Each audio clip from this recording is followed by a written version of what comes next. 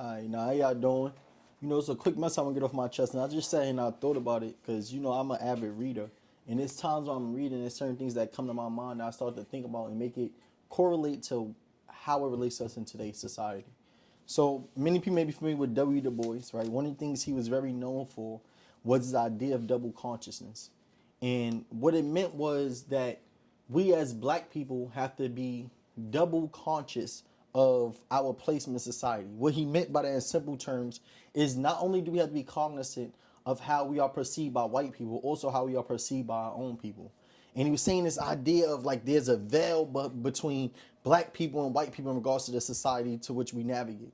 And in my mind, I thought about it, I was like, yeah, double consciousness. But then when I think about today, I think about not only how we as black people have to be cognizant of how it is that other people see us that are not black, not only how our peers or people within our ethnic and racial group see us, but also we have to be more mindful of a third person that has now been created, which is the camera. And what I mean by that, y'all, because I'm starting to notice is that we are going to see a generation that's going to have much more comfortability talking to a camera than talking to people.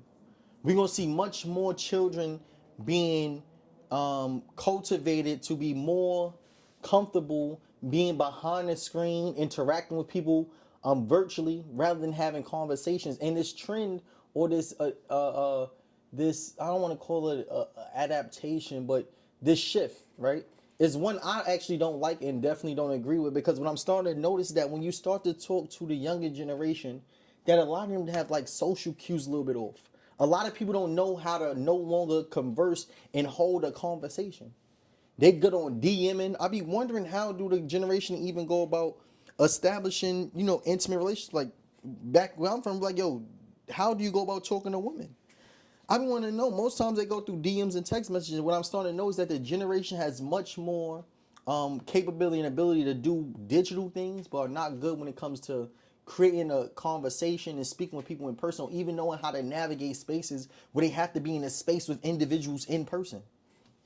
And I believe it's very dangerous, but we must become cognizant of that third person that has been created, which is the camera. And it's dangerous because what you got to think about it this way. There's when we think of Twitch streamers, influencers, which some may consider me, when you're talking to a camera, you're assuming that you know the demographic to which you're speaking to. Not knowing that on the other side of this camera could just be bots. You could be talking to nobody. But you have created this notion in your mind that this camera is an individual. You had to learn how to talk to the camera. And this is how real it is. There's some people that's good at having conversation, but the moment the camera comes on, you see their conversation, their style of which they speak start to change. So there is a process, and they always say media training, because people have to become accustomed to how you talk in front of a camera. But now we have a generation that is now more comfortable speaking in front of a camera, but not in front of people. I've seen it 1,000 times. I know people that's on Instagram, that's influencers, that's funny on Instagram. You book them to come in person to host a comedy show, and they not that funny. You wondering like, yo, these people can create these skits and all like very humorous and seem like these are individuals you want to be around on social media, but when you meet them in person, the ball drops. And that's a crazy thing when you think about it. Like, there's people that on Instagram look like they that. It's like, yo, I love her. I want to be like her. I aspire to be like that. And you meet them in person, you go, oh, snap. Damn, you was really creative, but you're only good when it comes to interacting with this camera.